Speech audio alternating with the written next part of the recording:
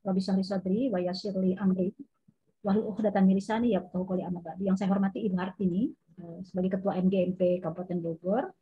Senang sekali rasanya di tahun yang baru ini dan di tahun ajaran baru ini saya diberi kesempatan untuk membersamai guru-guru hebat dari Kabupaten Bogor yang juga saya cintai dan saya nantikan ya kehadiran guru-guru hebat dari Kabupaten Bogor untuk hari ini bersama-sama saya bersamai dan memfasilitasi untuk tema yang lumayan padat merayap katanya sosial emosional gitu ya. Tapi sebelumnya Bapak Ibu izinkan saya berpantun dulu sebelum memulai pertemuan ini. Pagi-pagi beli es kelapa sambil makan di bawah langit yang biru. Karena jarak jauh tak bisa berjumpa, melalui Zoom kuucapkan selamat datang tahun baru dan selamat datang tahun ajaran baru. Senang sekali saya rasanya sekali lagi bisa membersamai teman-teman hari ini. Teman-teman, sebelumnya izinkan saya berbagi layar terlebih dahulu. Punten ya Ibu, izin berbagi layar ya. Silakan Ibu Rizka. Ini laptop saya agak sedikit kecapean mungkin ya, jadi lumayan ini lumayan banyak nih hari ini. Mudah-mudahan bisa mewakili pertanyaan teman-teman tentang sosok itu apa sih gitu ya.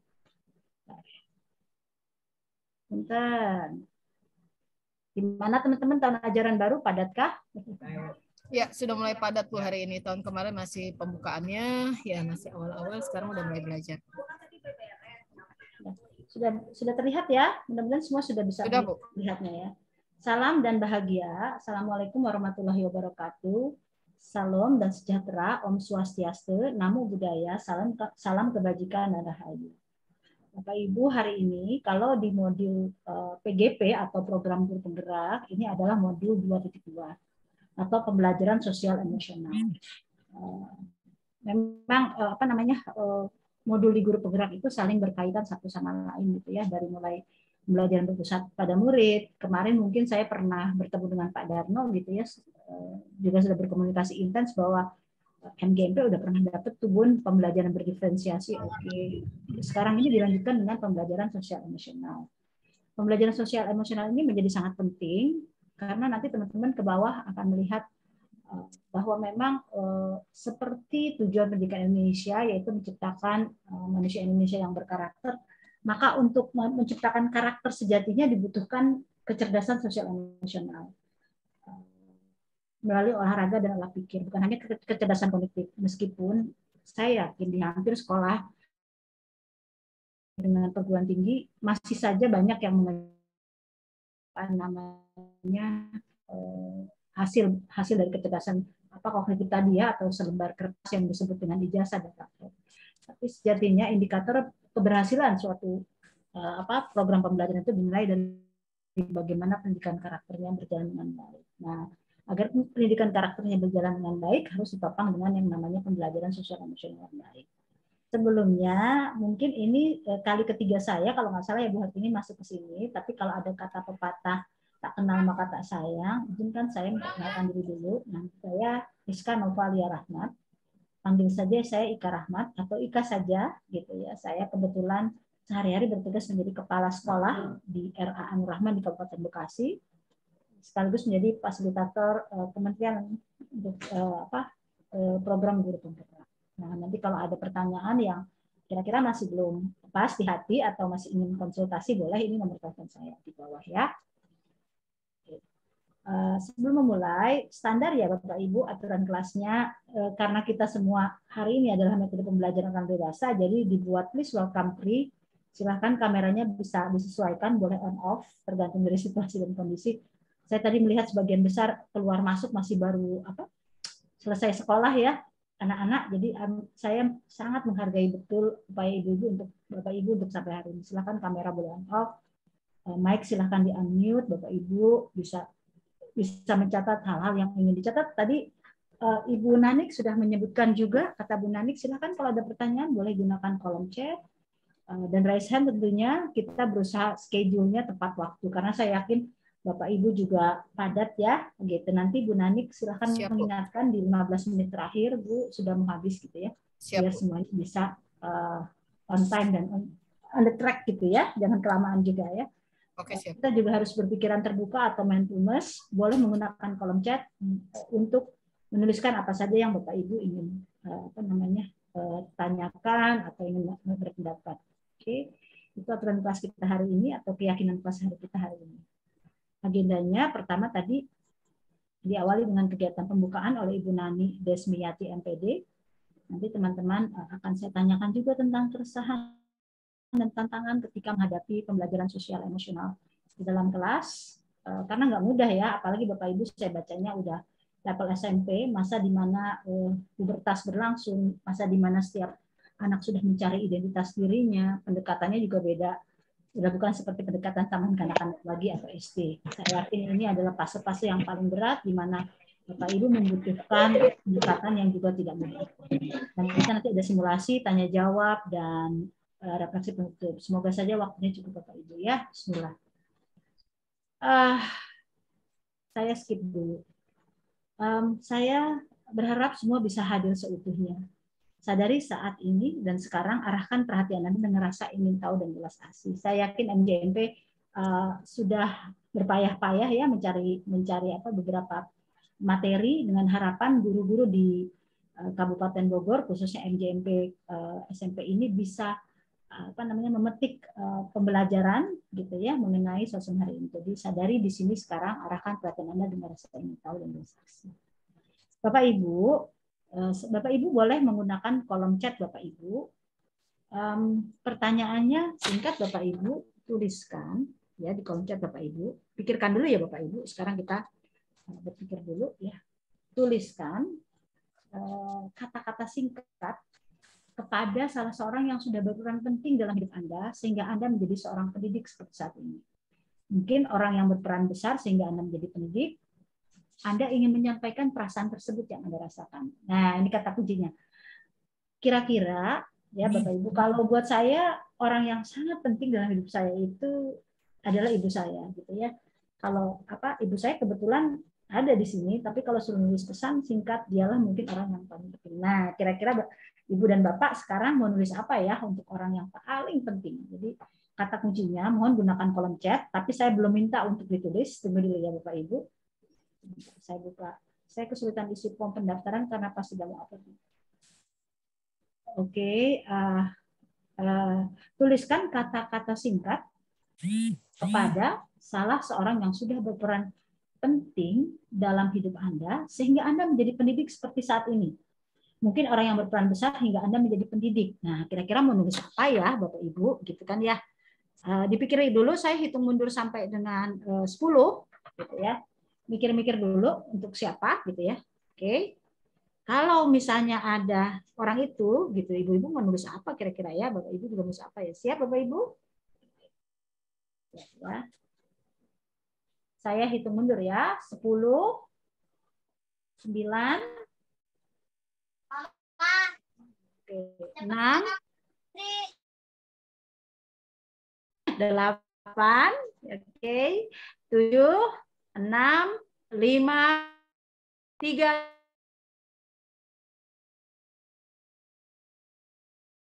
kira-kira nih Bapak sama saya.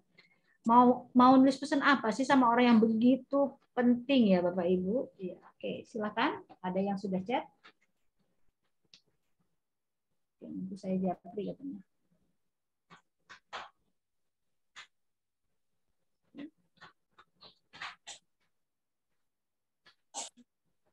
Dapat Bapak Ibu kata kuncinya?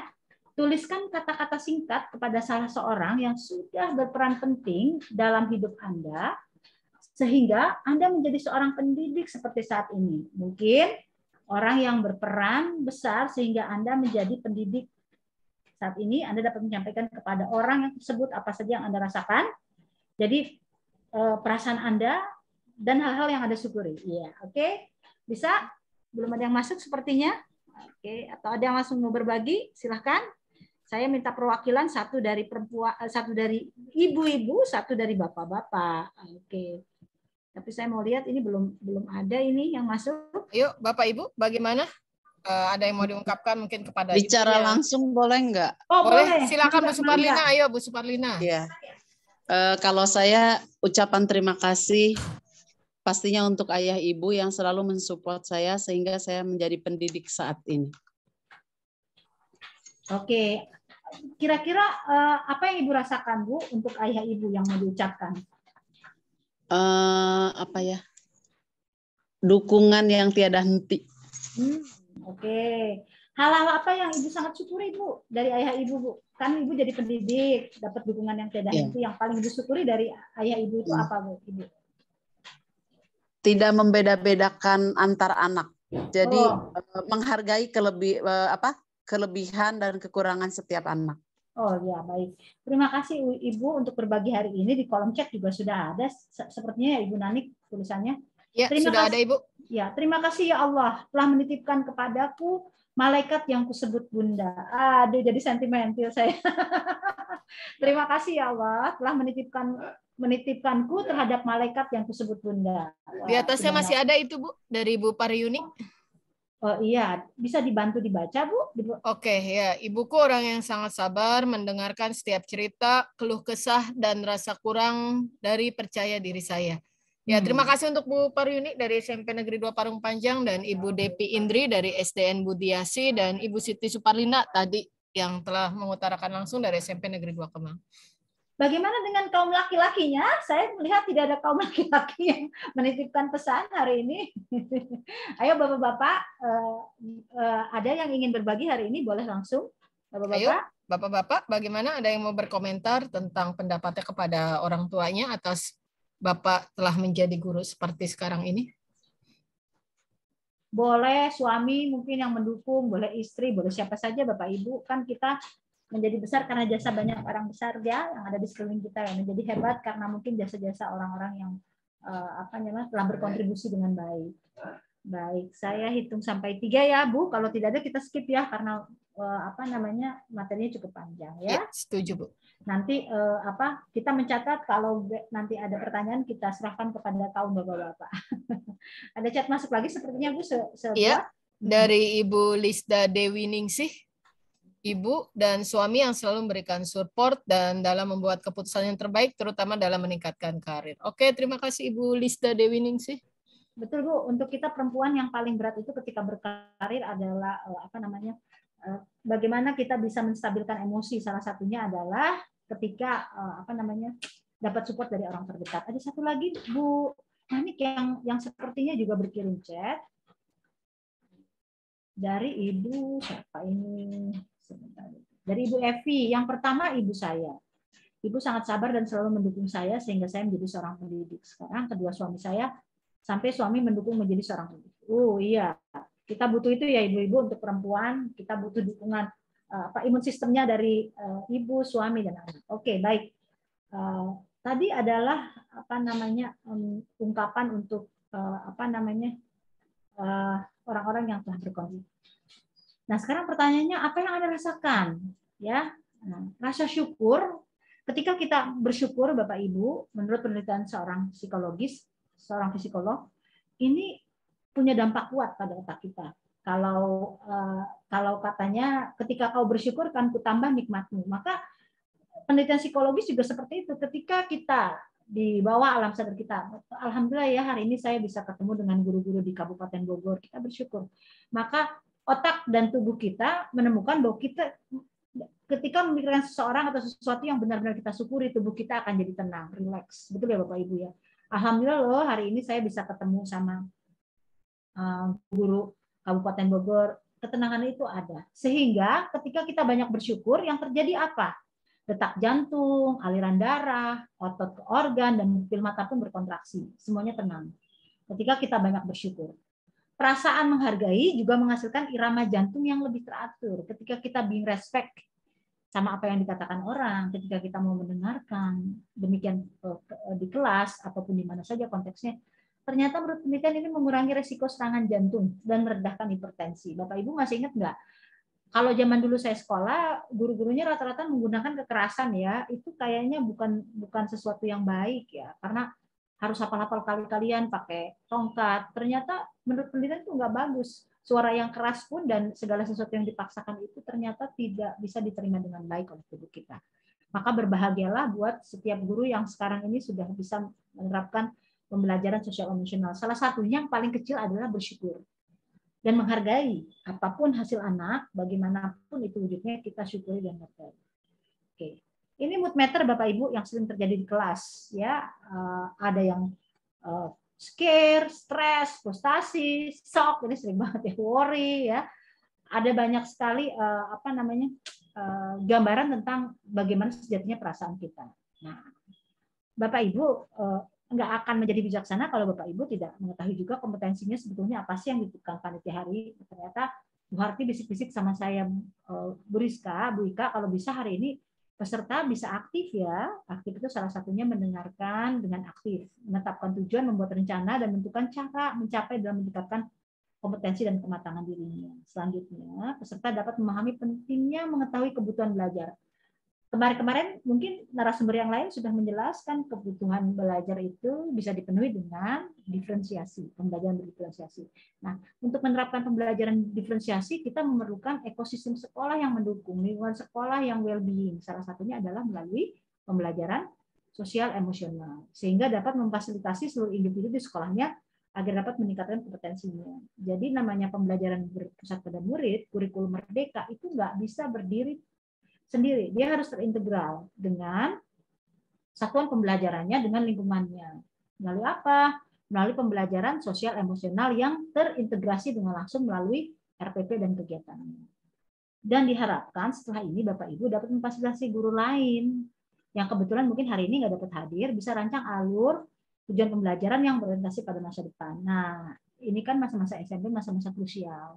Maka ketika Bapak Ibu sudah dapat kesepakatan materinya, pemahamannya sudah hadir juga, diharapkan Bapak Ibu nanti bisa berbagi. Nah, secara umum juga berharap nanti habis ini teman-teman bisa meningkatkan kompetensi akademik dan kesejahteraan psikologis secara well-being. Apa sih well-being dari tadi? Ya, peserta juga mampu menciptakan lingkungan belajar yang aman dan nyaman. Kalau lingkungan belajarnya sudah penuh dengan kesejahteraan psikologis atau well-being, diharapkan nanti sekolahnya menjadi nyaman atau ramah anak, apalagi ramah lingkungan, berpusat pada siswa, menggunakan pembelajaran yang juga mempunyai program-program sekolah yang juga dapat meningkatkan baik kompetensi akademiknya maupun kesejahteraan psikologisnya. Karena indikator keberhasilan sekolah kan bukan hanya tadi terukur dari capaian hasilnya, tapi bagaimana secara psikologis anak-anak juga merasa nyaman di dalamnya. Nah, secara khusus nanti teman-teman akan dibersamai seberapa urgent sih belajar sosem, kenapa sih kita butuh lingkungan belajar yang aman, apa sih kaitannya sama manajemen sekolah, itu terus juga kira-kira sama kompetensi akademiknya di sekolah itu ada nggak sih hubungannya.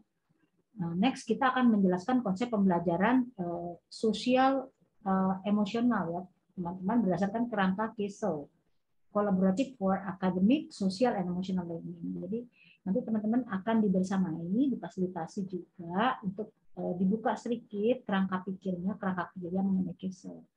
Biasanya KESO ini kan didapatkan di program Guru Penggerak ya teman-teman buat. Nah di sini hari ini dikenalin KESO itu apa? Oh KESO, Collaborative for Academic, Social, and Emotional Learning. Jadi bagaimana pembelajaran sosial emosional itu diperoleh dengan cara kolaborasi.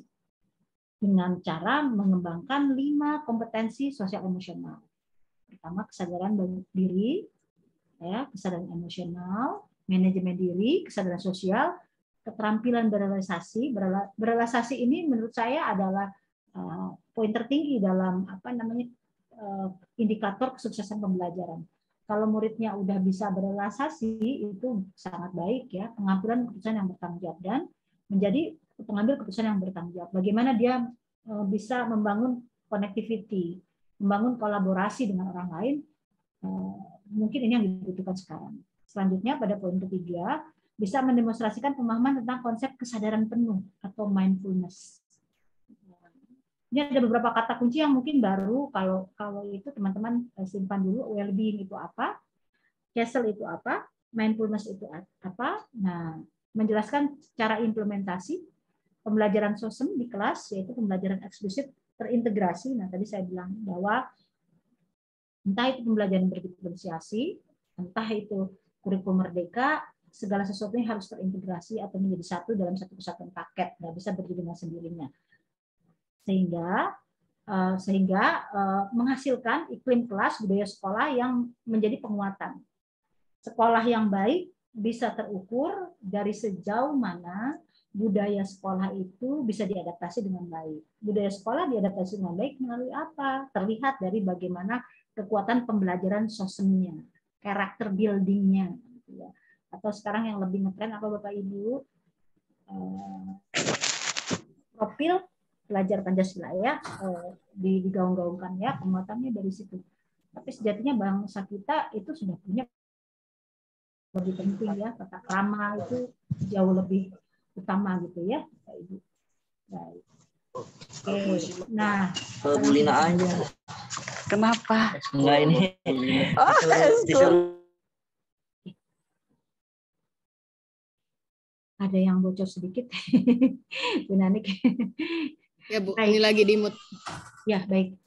Hari ini mungkin sebagian teman-teman nanya, ngapain sih kita harus bahas sosem gitu?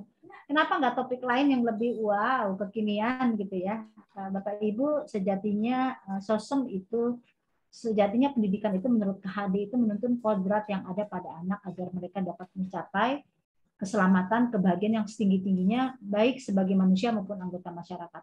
Nah, untuk jadi bahagia, mencapai setinggi-tingginya bisa tercapai melalui apa? Melalui pembelajaran sosem yang berhasil di sekolah Bapak Ibu.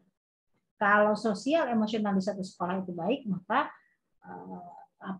tujuan dari pendidikan nasional itu akan tercapai. Itu makanya hari ini panitia mengundang saya untuk menyampaikan materi ini. Bahkan saya sudah chat Bu Harti, saya minta dong agak cepat on time karena ini ada 63 slide berikut RPP-nya. Mudah-mudahan bisa dibersamai. Nah, mengapa lagi belajar sosem? Pertama, sosem itu berkenaan banget dengan budi pekerti. Kata KHD, sosem itu nggak jauh-jauh dari bagaimana kita belajar tentang kehalusan pekerti. Indikator keberhasilannya dilihat bagaimana budi pekerti anak di satu sekolah itu terlihat secara holistik. Bagaimana karakter ya itu terlihat. Ya, jadi budi pekerti adalah poin yang paling penting yang menunjukkan keberhasilan sosem. Selanjutnya, kebersihan budi adalah bersatunya cipta rasa, karsa, dan terwujud dengan tajamnya pikiran. Terlihat lagi, kenapa sih harus belajar sosem? Kita dapat memfasilitasi atau memberi warna kepada anak kita tentang bagaimana sih sejatinya cipta, ya, karya-karya, rasa, ya, agar yang tadi, agar well-being atau sekolah yang nyaman itu bisa tercapai. Maka urgensinya sangatlah penting ketika kita belajar mengenai sosem. Ya, budi pekerti adalah barang mahal yang di negara ini sekarang sudah mulai pudar. Bagaimana budi pekerti sudah menjadi luntur, padahal secara undang-undangnya juga disebutkan bahwa tujuan dari pendidikan nasional itu untuk menciptakan manusia-manusia yang berbudi pekerti. Itu makanya dibutuhkan pembelajaran sosial emosional. Nah, pembelajaran sosial emosional itu harus didukung oleh satu situasi di mana adanya well-being atau kesejahteraan psikologis. Sosem bisa terjadi ketika pengambilan keputusannya bertanggung jawab, ketika keterampilan berrealisasinya berjalan. Apa sih pengambilan keputusan yang bertanggung jawab itu, gitu ya? Ketika ada kesadaran diri dari seluruh warga sekolah untuk meningkatkan kesejahteraan psikologisnya. Ada kesadaran sosial di warga sekolahnya tentang bagaimana sejatinya menerapkan pembelajaran sosial emosional yang berpihak pada siswa. Ada manajemen diri tentang bagaimana sih pembelajaran sosem ditinjau dari well-being, sehingga timbullah kesadaran penuh. Nah, sekarang saya mau gantian bertanya sama Bapak Ibu biar nggak ngomong sendiri. Ada pertanyaan. Kira-kira yang menjadi keresahan Bapak Ibu nih untuk sekarang ini apa sih? Gitu. Ketika Bapak Ibu mengajar, apa yang menjadi keresahan yang paling mendasar ketika di kelas? Oke, bisa dibagikan di kolom chat. Yang langsung juga boleh. Bu, tadi banyakan ibu-ibu ya. Mudah-mudahan sekarang Bapak-bapak berpartisipasi.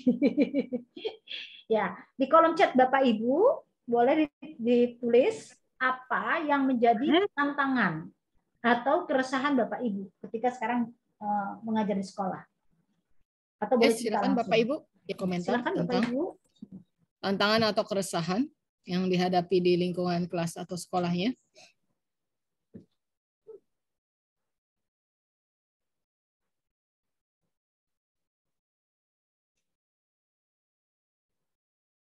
Mungkin Bu Jarsiati mau menyumbangkan pendapat atau Enggak, Ibu. oh enggak apa-apa ya udah. Ya Ada Bapak yang- Ibu. Ini ada dari Bu Ade Nurlatifah, Bu. Apakah pembiasaan yang kita terapkan di sekolah harus satu misi dengan pembiasaan orang tua saat di rumah? Ya, Bu. Nanti saya jawab ya, Bu ya. Apakah pembiasaan yang ada diterapkan di sekolah harus satu misi dengan pembiasaan ortu di saat di rumah? Sebaiknya program di sekolah itu yang erat kaitannya dengan entah itu sosial emosional atau pengembangannya sudah disosialisasikan di awal kegiatan tahun ajaran baru, sehingga kegiatan sekolah itu tidak berjalan dengan sendirinya. Paling tidak ada gambaran apa saja yang dikerjakan, gitu ya. Itu makanya kita butuh kolaborasi. Makanya tadi Bapak Ibu mengenal ASEL ya, bagaimana pembelajaran sosial emosional itu bisa berjalan ketika adanya kolaborasi. Salah satunya seperti yang ditanyakan Bu Ade. Kegiatan pembiasaan atau akhlak karimah nggak bisa berjalan dengan sendirinya, Bu, ketika itu nggak disosialisasikan kepada orang tua siswa. Itu makanya program Adiwiyata itu kan bagus ya Bapak Ibu ya. Tapi program Adiwiyata itu kalau dilihat banyak juga yang berjalan di tempat. Kenapa Bapak Ibu? Ya, disosialisasikan di sekolah, tetapi ketika diadaptif ke lingkungan banyak sekali orang tua siswa yang nggak paham ini maksudnya apa sih Adiwiyata itu, sehingga pembiasaan itu nggak berjalan dengan baik. Maka sekali lagi, sebaik apapun program sekolah, sepandai apapun kepala sekolah, program itu akan berjalan dengan baik ketika didukung oleh warga sekolah. Nah, makanya di awal tahun seperti sekarang ini Bapak Ibu bikin pemetaan ya, kalau kurikulum Merdeka juga seperti itu kan, membuat pemetaan ya, juga mensosialisasikan tentang apa saja sih kegiatan-kegiatan yang menjadi capaian-capaian yang ingin dicapai. Seperti itu Ibu. Ya. Silahkan. Ada yang mau jawab ini? Pertanyaan, tantangan, keresahan. Ada Bu. Yes, silakan Pak Ahmad Cepi. Gimana Pak?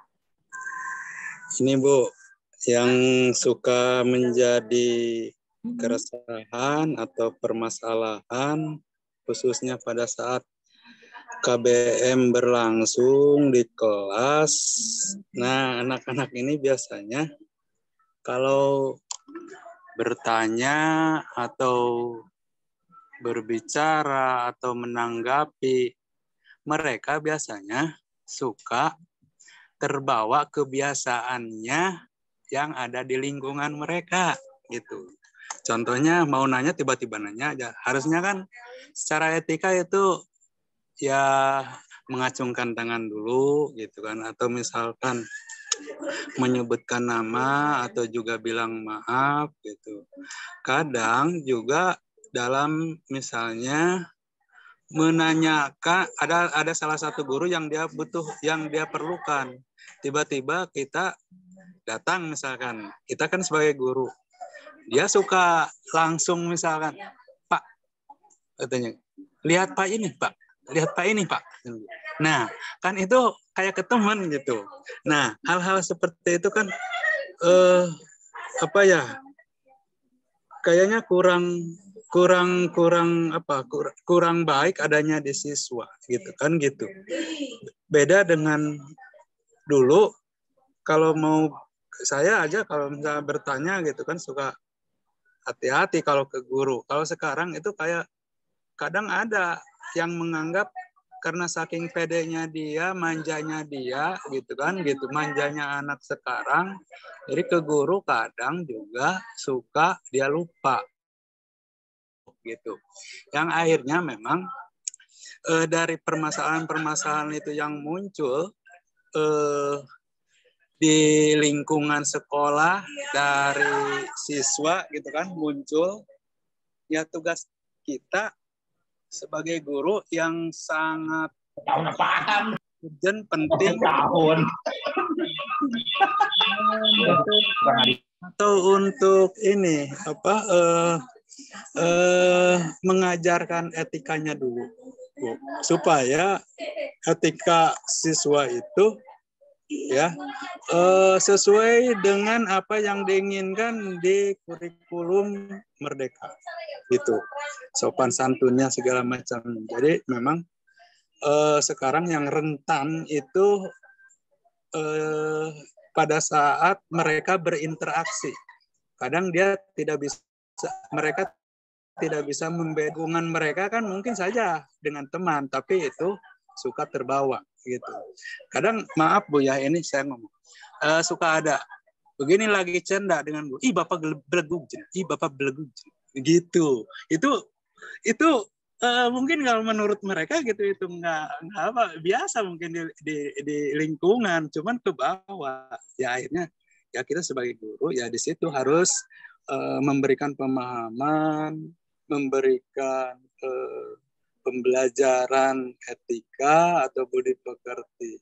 Tetapi kita memang cara memberikannya juga nggak seperti dulu. Kalau dulu kan kita bilang mengungkapkan kasar aja ya kita dimarahin. Kalau sekarang tepatnya mungkin tidak dimarahin tapi diberikan pemahaman secara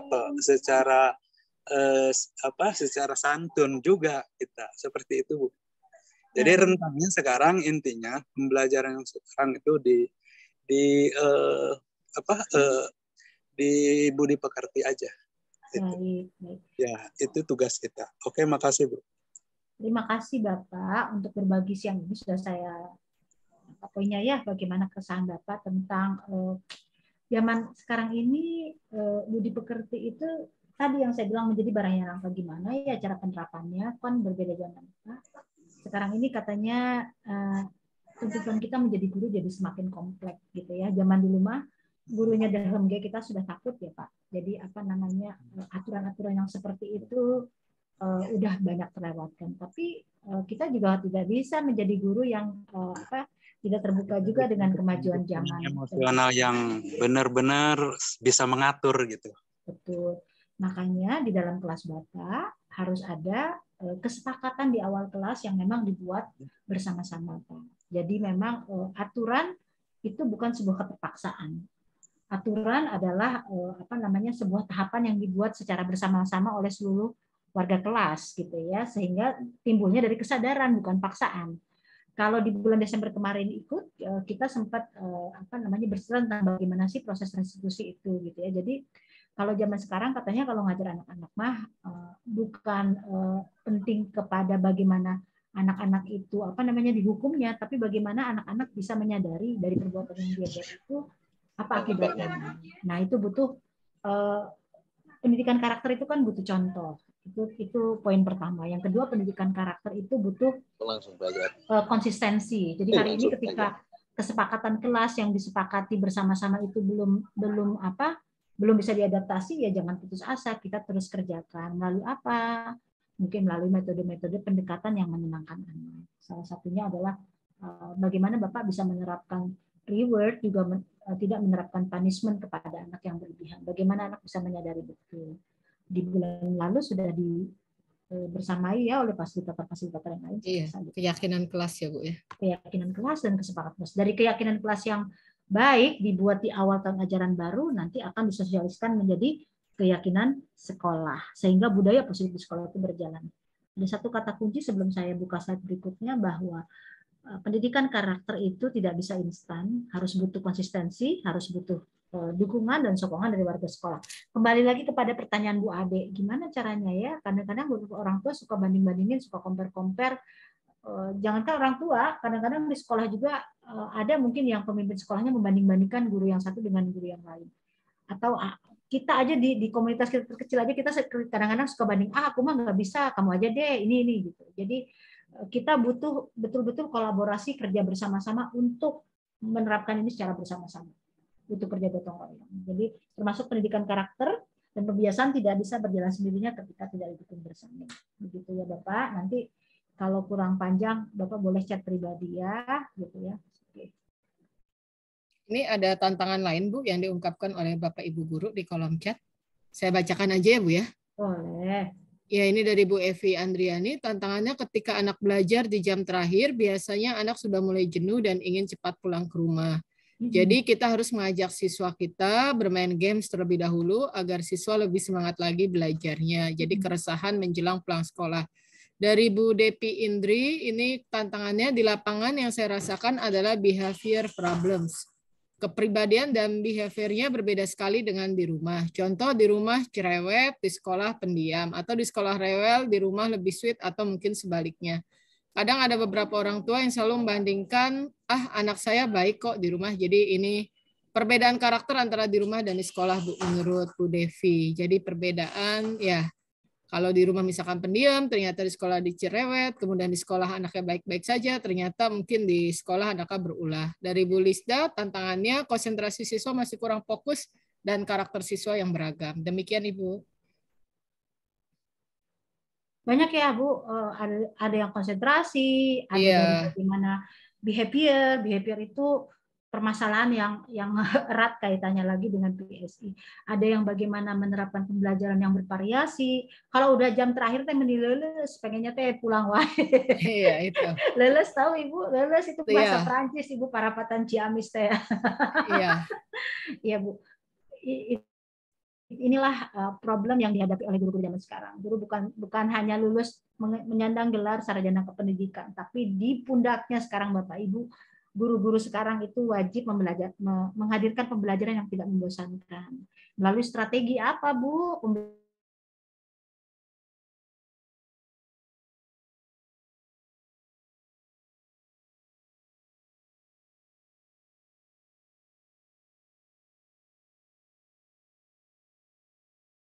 Kali tadi jadi rekan sebaya, partner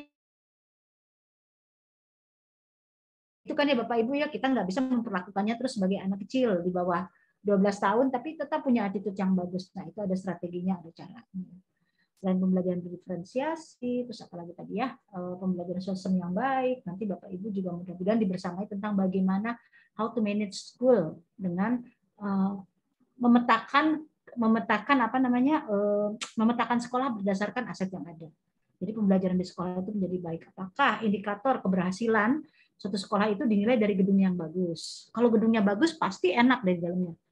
Enggak juga ya Bapak Ibu. Apakah ketika fasilitasnya bagus bisa mendukung anaknya nggak bosen? Enggak juga.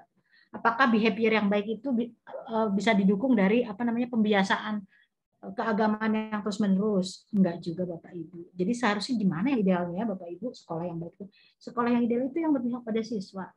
Salah satunya adalah ada komunikasi yang intens, baik dengan manajemen sekolahnya, baik dengan siswa, dan orang tua siswa, jadi nggak berjalan dengan sendirinya.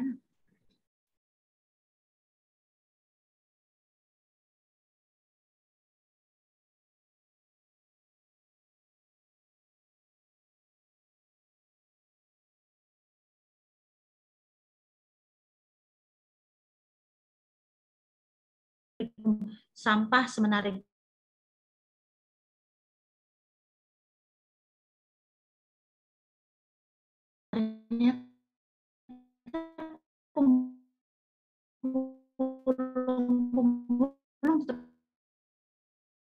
meskipun ini nanti dibagi ke dua.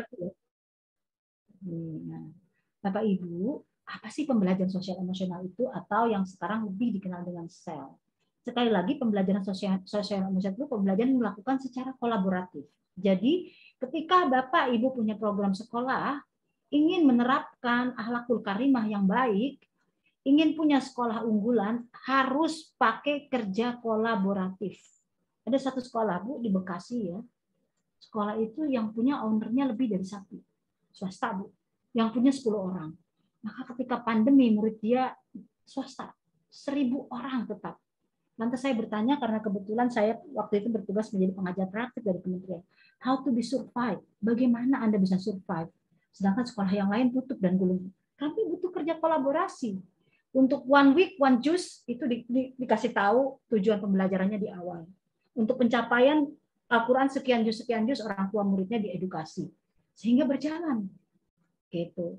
Dan setiap stakeholdernya itu punya hak untuk menyuarakan. Jadi mendengarkan. Jadi pembelajaran sosial itu adalah pembelajaran yang dilakukan secara kolaboratif dengan seluruh komunitas sekolah yang memungkinkan anak, orang dewasa di sekolah memperoleh dan menerapkan pengetahuan, keterampilan, sikap positif mengenai aspek sosial emosional. Loh, Bapak Ibu, saya sehari ini bertanya, apakah ketika menyusun program sekolah di awal tahun, Bapak Ibu sudah menerapkan ini? Memasang kacamata anak untuk membuat program sekolah, memasang kacamata anak bagaimana sejatinya keterampilan yang menyenangkan, how to bagaimana sikap positif tadi bisa terbentuk ketika itu hanya satu buah kacamata saja. Nah, tujuan PSE itu atau pembelajaran sosial emosional itu ada 5. Kesadaran diri, artinya pemahaman, penghayatan bagaimana mengelola emosi. Ketika seluruh stakeholder sekolah, siswa, guru bisa tahu bagaimana posisinya, bagaimana paham, bagaimana mengolah emosi, bagaimana berattitude, bagaimana behavior-nya, ini akan baik ketika mereka paham bagaimana sejatinya sih pembelajaran sosial emosional itu manage diri, bagaimana untuk mencapai sebuah tujuan. Tadi ada yang bilang, bagaimana ya cara behavior-nya ditingkatkan, bagaimana supaya orang tua murid tidak banding-bandingkan, harus tahu dulu. PSE itu stage-nya untuk manajemen kesadaran sosial, merasakan, menunjukkan empati kepada orang lain. Ketika kita belajar PSE, kita bisa merasakan, menunjukkan empati kepada orang lain. Kadang-kadang kita kan judging atau menjadi hakim yang cuma sepihak aja ngelihat murid. Oh iya, anak ini jadi X karena X, tapi kita nggak tahu, nggak melihat di belakangnya. Tujuan PSE yang paling penting adalah berrealisasi atau membangun, mempertahankan hubungan yang positif. Bagaimana kita nanti ketika sudah menerapkan PSE di sekolah, kita bisa membangun dan mempertahankan hubungan yang positif di sekolah. Sehingga pembelajaran tadi bisa menimbulkan keputusan yang bertanggung jawab. Nah, ketika belajar PSE tentu ada indikatornya, atau kita pengen tahu indikator keberhasilannya apa. Pertama, ketika PSE ditingkatkan, ada peningkatan 5 KSE tadi, yang kesadaran diri, manajemen relatif, dan sebagainya. Terlihatnya dari apa, Bapak Ibu? Peningkatan perilaku yang positif. Ketika pembelajaran sosial emosional berlangsung dengan baik, lingkungan belajarnya akan support. Lingkungan belajar support taunya dari mana? Perilaku negatif tadi berkurang, nggak sopan sama bu guru, pak guru, behaviornya nggak bagus, tidak mau sekolah, terus tidak mendukung program pembelajaran, itu nggak ada. Karena apa, Bapak Ibu? Karena pembelajaran sosial emosionalnya baik, didukung oleh lingkungan belajar yang suportif. Lingkungan belajar yang suportif itu apa? Manajemen sekolah, lingkungan sekolah, warga sekolah, judulnya whatever it is, gabung semua. Tandanya sekolah itu PSE-nya baik adalah peningkatan sikap positif pada diri sendiri, respect dan toleran terhadap orang lain di lingkungan sekolah. Tandanya keberhasilannya apalagi anak-anak di sana bisa paham bagaimana sejatinya kesepakatan kelas dibuat bersama-sama. Bagaimana aturan kelas itu dibuat bukan sebagai sebuah dogma atau aturan yang mengikat. Kalau dogma sama aturan mengikat akibatnya stres, tapi ketika itu berjalan dengan baik, stresnya menurun. Kenapa? Karena anak-anak sadar apa yang dibuat itu harus dipertanggungjawabkan dan dapat meningkatkan performa akademik murid. Tadi di awal sudah disebutkan, kalau kita bersyukur, anak-anak dalam keadaan happy, gurunya juga bersyukur, itu dapat meningkatkan performa murid. Bapak Ibu mungkin pernah ya, kalau saya pernah bekerja dalam tekanan, Bapak Ibu, bekerja di sekolah internasional dengan tekanan yang luar biasa. Jadi bukan performance yang ada, karena kan di press harus begini, harus begitu. Kami di sekolah internasional itu luar biasa, ya. Jadi harus mencapai sekian target, harus ini, harus itu, gitu. Saya nggak bilang karena saya bukan berasal dari sekolah negeri, Bapak Ibu, sekolah swasta. Jadi mungkin sekolah negeri lebih adaptif. Nah, saya yang di sekolah swasta, sekolah internasional itu banyak sekali tekanan, terutama tekanan untuk akademik. Tapi itu nggak berjalan ketika pembelajaran sosial emosionalnya nggak jalan. Apa yang disebut sekarang Bapak Ibu kecerdasan hati ya. Nah, gitu. Ini yang diharapkan Bapak Ibu. Oke. Fakta penting PSE. Kenapa sosial emosional itu harus dipelajari? 1. Murid yang berkembang secara sosial emosional pada saat yang bersama mereka berkembang secara akademik. Murid yang happy, yang baik, yang terfasilitasi dengan baik, happy, secara akademiknya juga baik. Coba buktikan ini Bapak Ibu. Sekolah yang tadi punya kegiatan sosial, sosial emosional yang baik, itu biasanya secara akademik juga muridnya baik. Contohnya Bapak Ibu di negara terbuka, kenapa sih kita ini selalu ada di urutan terbawah terus? Karena kalau bangsa kita mengejar kemampuan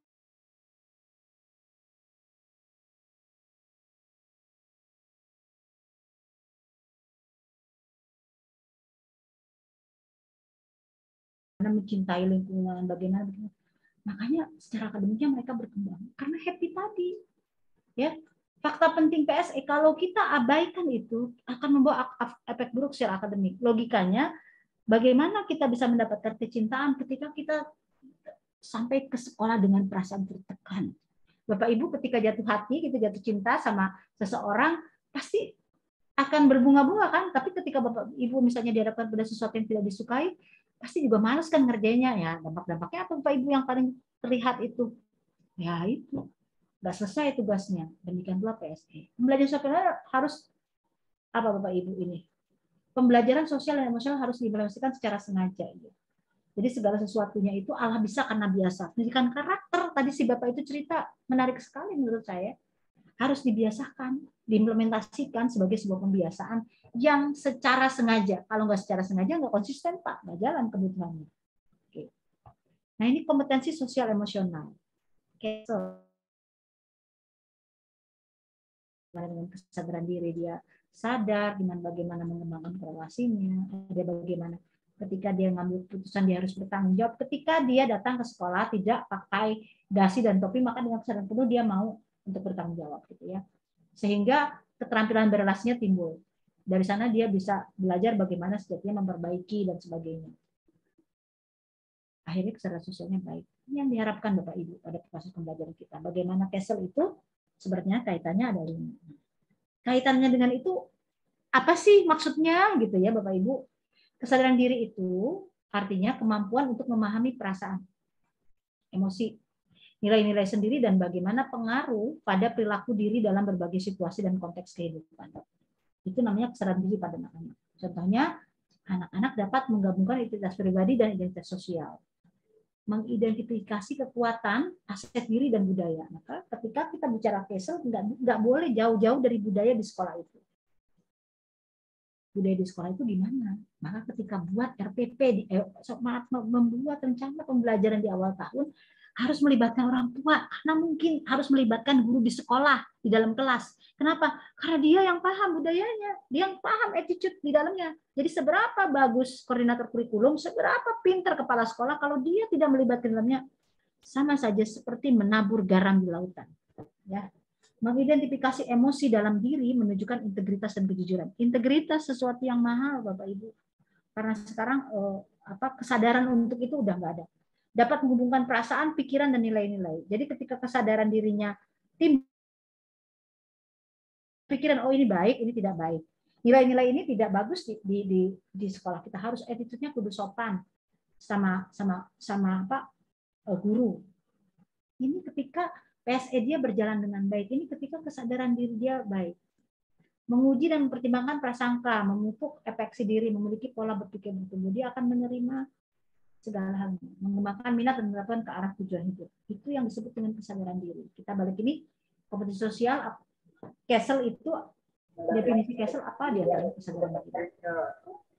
Selanjutnya, manajemen diri adalah kemampuan untuk mengolah emosi.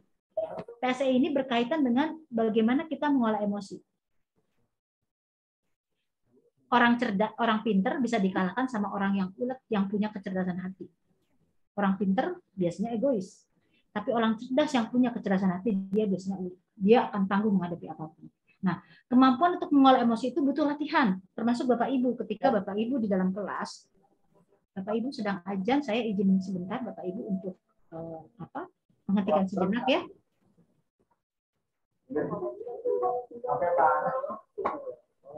Baik Bapak Ibu, kita jeda sebentar sambil menunggu azan asar lewat.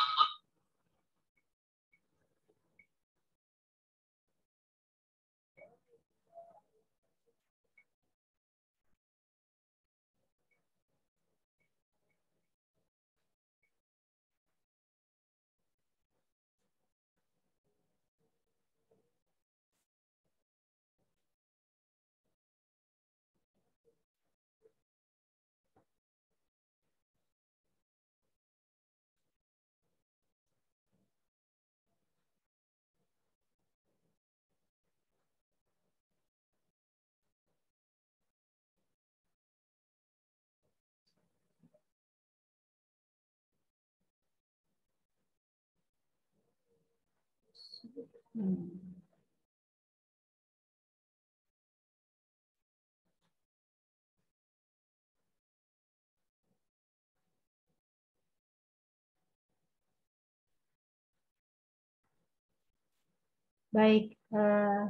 Bapak Ibu, kita lanjutkan ya.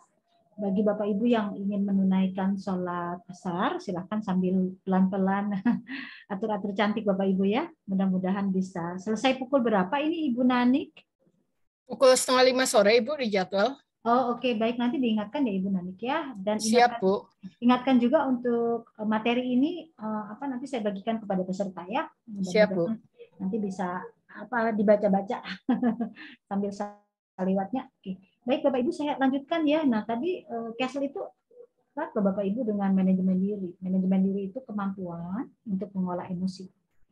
Jadi ini dibutuhkan baik untuk pendidik, baik untuk anak-anak, pikiran, perilaku, diri secara efektif dalam berbagai situasi untuk mencapai tujuan. Jadi Castle itu erat kaitannya dengan manajemen. Contohnya bagaimana kita mengolah emosi. Udah kesel tetap nggak kelihatan kesel itu susah ya Bu Nanik, tetap ya nggak apa-apa gitu. Itu luar biasa. Mengidentifikasi dan menggunakan strategi pengolahan stres ya. Kalau di kelas kan kita punya teknik stop ya. Bagaimana ketika si guru itu dengan bara api membara gitu ya masuk dalam kelas yang wah super duper yummy gitu. Manajemen dirinya bagus, dia bisa breathe in, breathe out gitu ya. Ada teknik stop ya yang juga hari ini kita mau pelajari ya. Jadi bagaimana ketika wajar ya Bapak Ibu, guru juga manusia ya Bu Harti, punya rasa, punya hati, jangan samakan guru dengan malaikat gitu ya. Ada lagunya ya. Guru juga manusia, punya rasa, punya hati, jangan samakan guru dengan malaikat gitu. Jadi ada saatnya guru dia pengen ada supervisi, terus ada tugas yang sejabret, dia nggak bisa kendalikan emosinya. Nah, pada saat itu dia butuh waktu luang untuk mengendalikan emosi, sehingga guru yang baik itu adalah guru yang dapat mengidentifikasi dan memanage stresnya dengan baik. Lalu apa Bapak Ibu? Mulai teknik pembelajaran stop ya. Mudah-mudahan cukup hari ini sampai stop ya. Terus dapat menunjukkan disiplin dan motivasi diri. Tandanya orang punya manajemen diri baik itu dia disiplin Bapak Ibu. Dan bisa memotivasi dirinya sendiri untuk menyelesaikan sesuatu. Saya yakin hari ini Bapak Ibu mungkin sudah ada yang bergabung dengan guru penggerak, itu butuh disiplin dan motivasi diri ketika ingin menyelesaikan program guru penggerak. Apalagi sekarang kewajibannya, setiap guru wajib. Nah, dia kalau nggak punya disiplin sama motivasi diri untuk menyelesaikannya di modul 1 aja udah pergi. Demikian pula ketika kita berkuliah atau bersekolah, ketika kita tidak punya dorongan untuk punya motivasi dan punya disiplin untuk menyelesaikannya, enggak akan juga bisa selesai. Nah, disiplin sama motivasi diri itu harus dirancang melalui tujuan pribadi bersama. Itu tandanya orang itu punya manajemen diri yang baik. Ngiriin dia punya pengolahan emosi yang baik itu bisa terlihat Bapak Ibu hari sore ini. Bagaimana dia punya tujuan pribadi yang termanage dengan baik. Ya, terus dia bisa menggunakan keterampilan merancang dan mengorganisir. Dia bisa mengorganisir banyak hal, banyak kegiatan yang melibatkan banyak orang, itu manajemen dirinya bagus. Dia juga punya keberanian untuk mengambil inisiasi. Berarti ini orang dengan kecerdasan emosional yang baik. Dapat mendemonstrasikan kendali diri dalam kelompok. Tidak semua orang bisa mengendalikan diri, apalagi memanage banyak orang dalam kelompok. Bu Hartini salah satunya mungkin orang dengan manajemen diri yang baik. Ya, Bu Nanik Desmiati juga mungkin salah satu orang dengan manajemen diri yang baik. Karena dia bisa demonstrasikan dalam kelompok. Tadi dia bisa, baik Bapak Ibu, kata Bu Nanik seperti itu. Itu contoh orang yang punya kecerdasan emosional. Castle-nya berjalan dengan baik. Apa itu kesadaran sosial? Kesadaran sosial adalah kemampuan untuk memahami sudut pandang dan dapat berempati dengan orang lain. Ini dibutuhkan sama guru sekarang.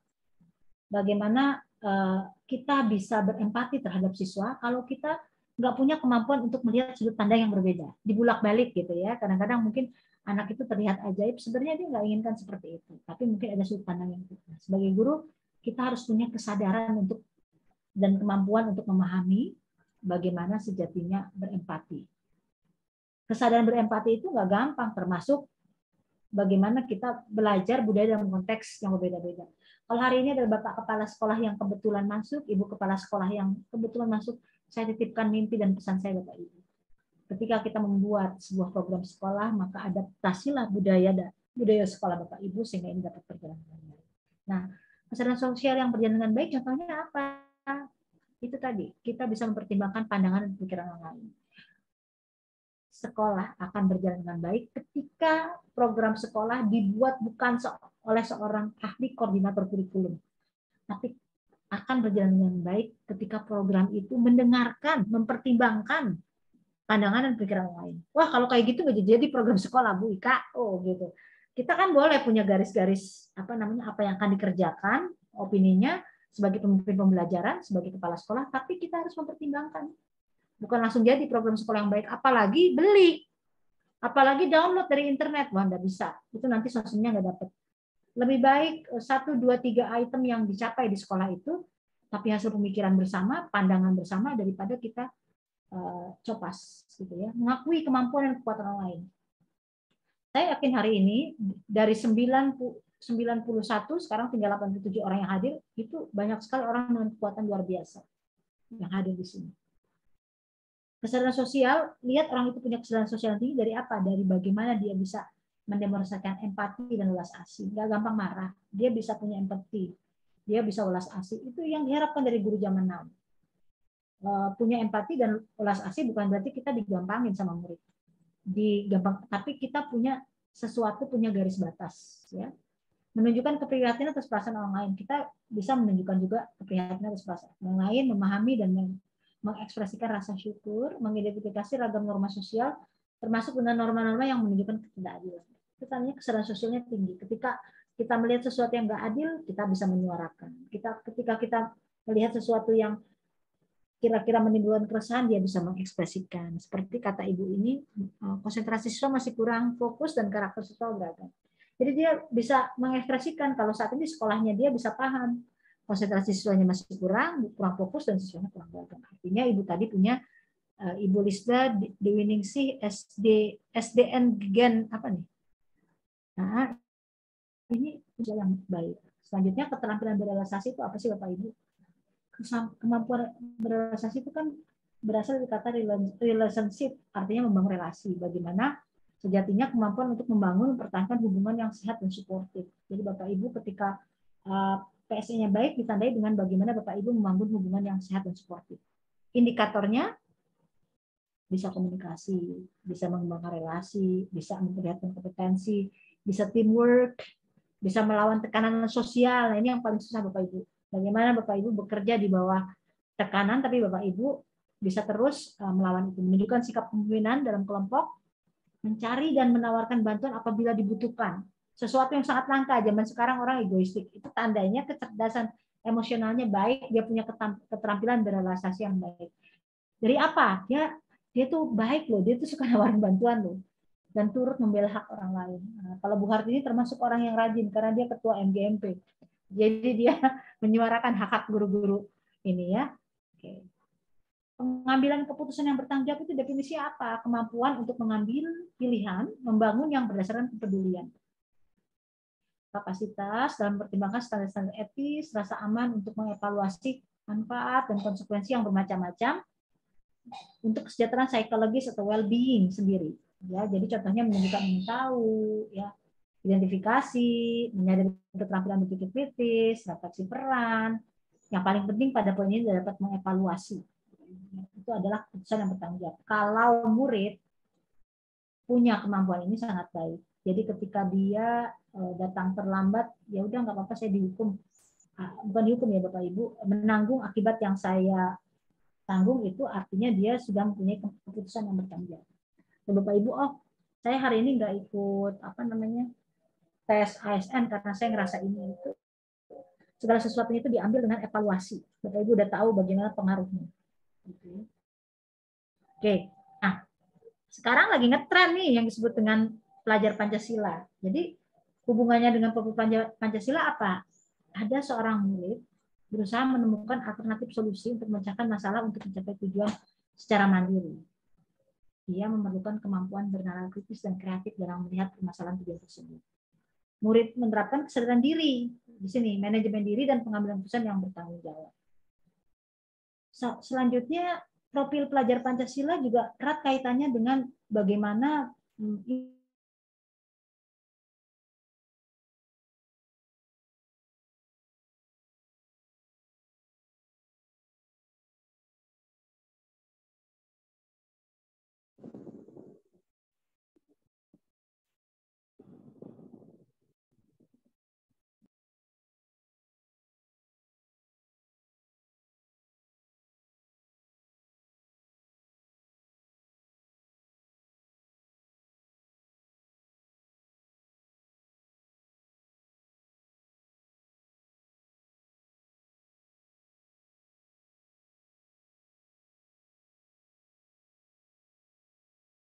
Bu Nani, ini Bu Rizka mati lampu ya? Iya, Bu, ini sepertinya.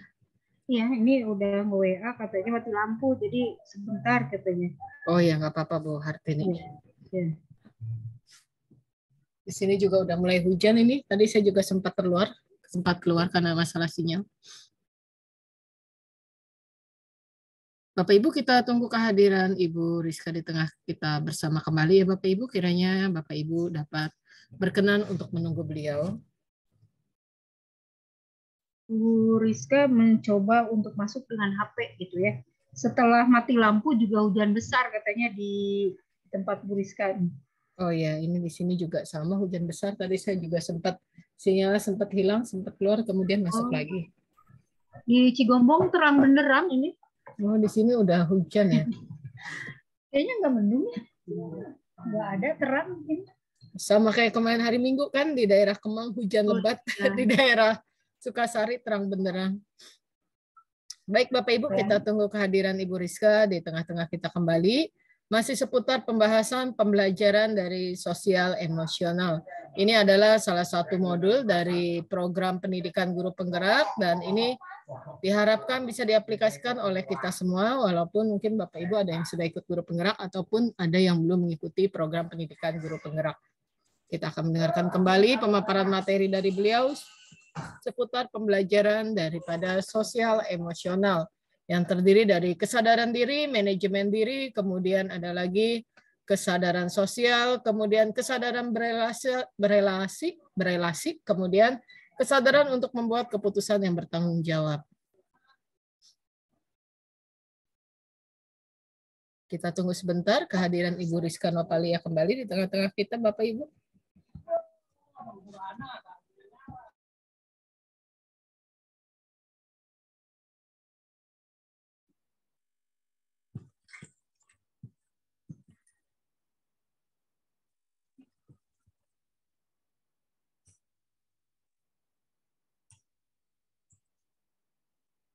Ibu Rizka Nopalia Rahmat adalah dosen dari Universitas Negeri Jakarta.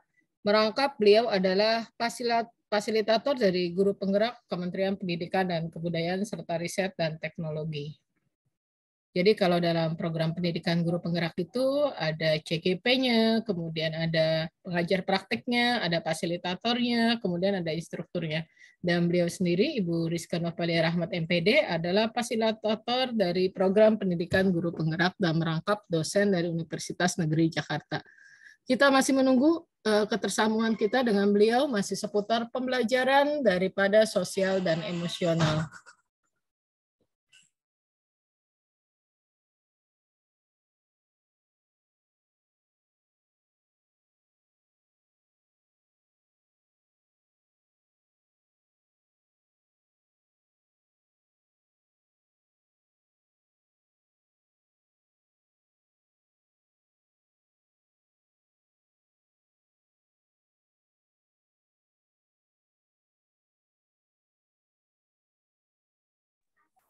Harap bersabar menunggu, Bapak Ibu. Kita masih menunggu kehadiran Ibu Rizka Nopalia Rahmat di tengah-tengah kita. Beliau sedang mati lampu di daerah beliau. Kita masih menunggu keterkoneksian kita dengan beliau. Beliau akan mencoba masuk kembali ke ruang Zoom kita melalui handphone beliau.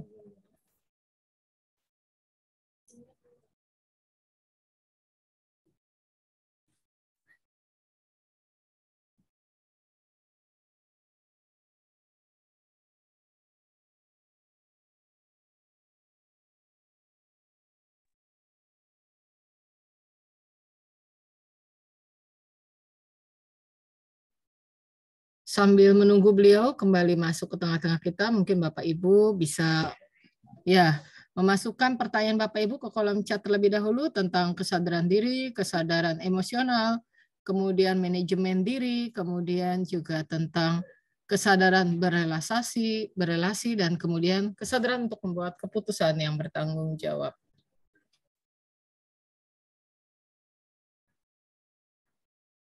Dan intinya nanti daripada kemampuan tersebut bisa kita aplikasikan ke dalam kegiatan pembelajaran kita di kelas dalam bentuk RPP kita. Nanti RPP kita bagaimana bentuk dari kesadaran diri, dari manajemen diri, kesadaran sosial, kemudian kesadaran berelasi, dan kemudian kesadaran untuk membuat keputusan dan bertanggung jawab bisa dimasukkan ke dalam RPP yang kita buat. RPP berdiferensiasi yang kita buat. Kita masih menunggu terkoneksi dengan Ibu Rizka dari dosen Universitas Negeri Jakarta. Bapak Ibu harap sabar menunggu.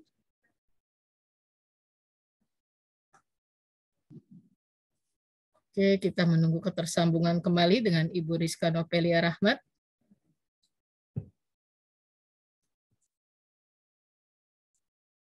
Beliau terkendala sinyal juga ini karena di rumahnya mati lampu.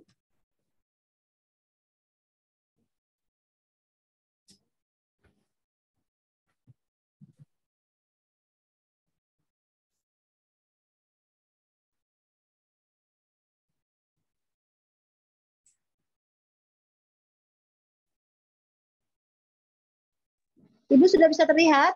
Sudah Bu Rizka, silakan Ibu Rizka. Alhamdulillahirrahmanirrahim. Oke. Selanjutnya Bapak Ibu ya. Iya, Oke, silakan Ibu saya Rizka. Nah, tadi saya ngomong-ngomong tentang mindfulness gitu ya. Mindfulness itu apa sih Bapak Ibu? Mindfulness itu diartikan sebagai kesadaran penuh. Diartikan sebagai seseorang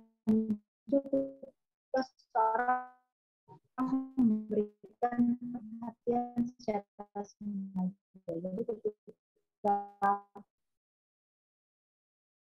kita punya kesadaran penuh, kita ada pada situasi seperti saat ini. Kata Ibu tadi, Bu Rizka rumahnya mati lampu ya. Saya dengan kesadaran penuh, bila masih rasa ingin meneruskan pelajaran ini tetap melanjutkan. Itu yang disebut dengan mindfulness. Secara saintifik, kesadaran penuh itu harus berulang.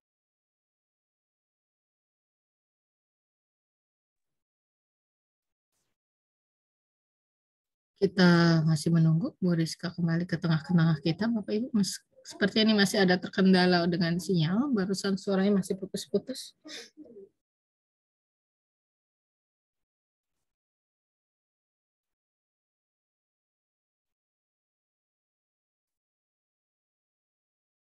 Kita masih membahas tentang mindfulness, kesadaran penuh.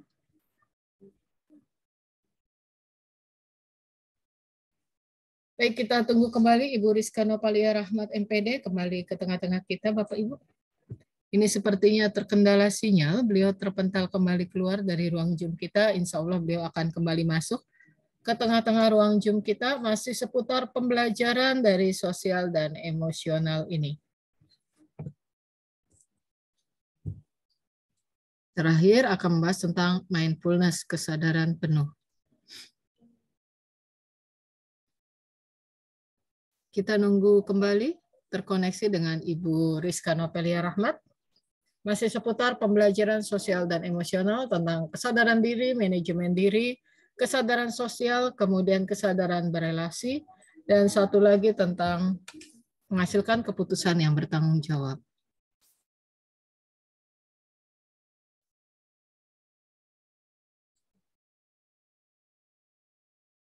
Ini ada Bu Tuturi Handayani, rajin sekali, selalu mengikuti pelatihan ya Bu Tuturi ya. Bu Indarti, Bapak Dio, ini saya sering lihat nama-namanya. Ibu Budiati, ya. Bu Paini, Bu Ika Setianingsih, saya hafal ini. Sering rajin ikut pelatihan ya. Pak Ahmad Cepi, ya. Ibu Heni Dwi Agustina Wijaya, ya ini Bapak Ibu yang luar biasa, yang selalu rajin ikut pelatihan. Harap bersabar Bapak Ibu, kami masih menunggu terkoneksi kembali dengan Ibu dari Rizka Nopalia Rahmat, MPD selaku dosen dari Universitas Negeri Jakarta. Ini sepertinya beliau masih terkendala sinyal karena di rumah beliau sedang mati lampu.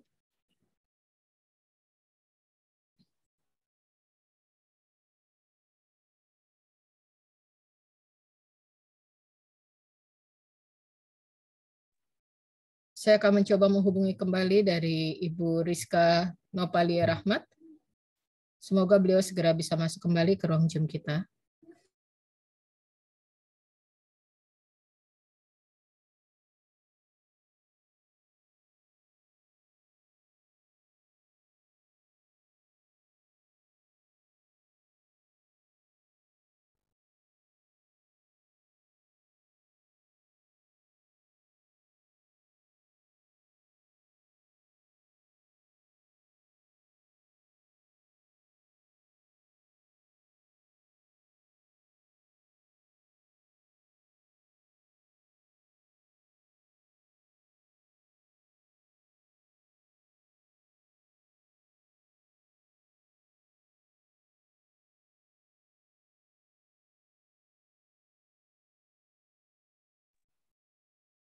Baik Bapak Ibu, saya masih melakukan usaha untuk mencoba terkoneksi dengan Ibu Ika Nopelia Rahmat selaku narasumber kita pada hari ini.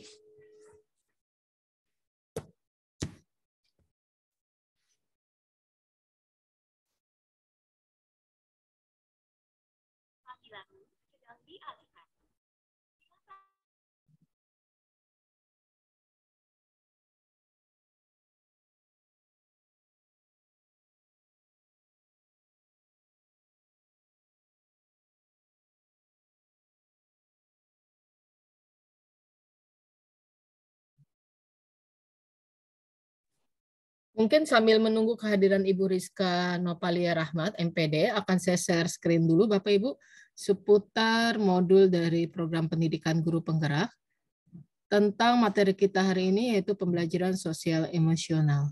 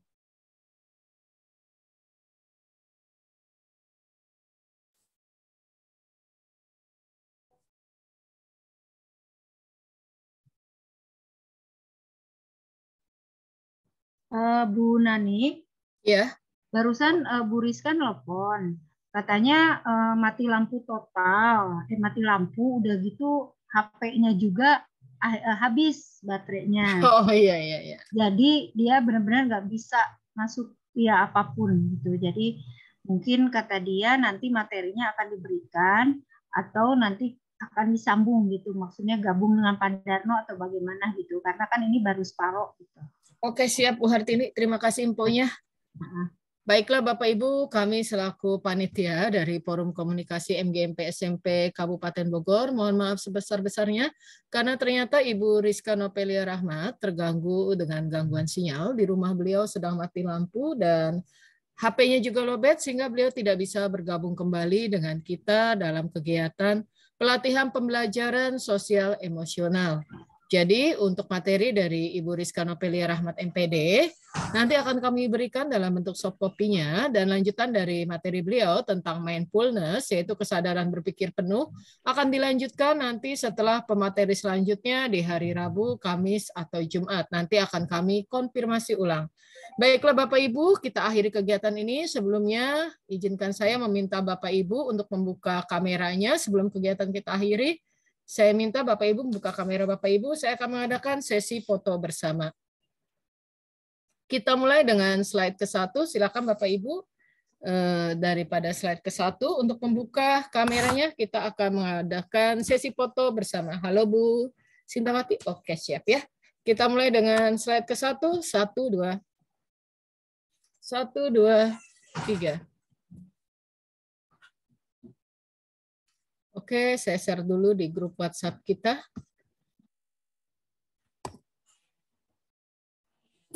Oke, selanjutnya Bapak Ibu yang berada di slide kedua, kiranya berkenan untuk membuka kameranya.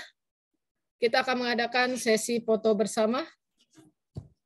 1, 2. Oke, saya ulangi lagi, baru ada yang buka kameranya. Oke, Bapak Ibu yang berada di slide kedua, silakan dibuka kameranya. Kita akan mengadakan sesi foto bersama. 1, 2, 3. Selanjutnya, Bapak Ibu yang berada di slide ketiga, kiranya berkenan untuk membuka kameranya on cam. Kita akan mengadakan sesi foto bersama untuk Bapak Ibu yang berada di slide ketiga. 1, 2, 3.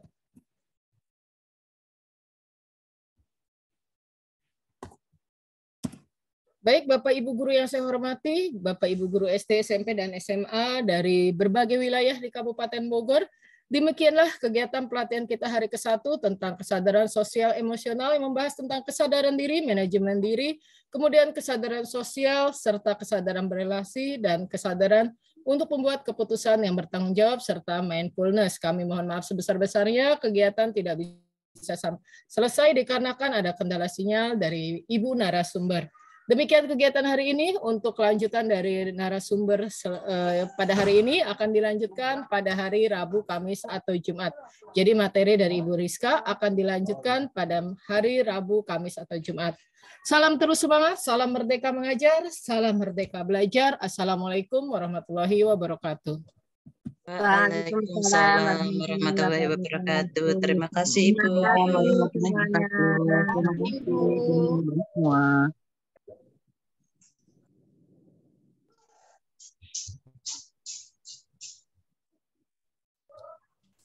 Soft copy nanti akan kami masukkan via chat grup ya Bapak Ibu ya. Soft copy materi hari ini. Enggak tahu ya. Izin Ibu. Ya, silakan Bapak Ibu.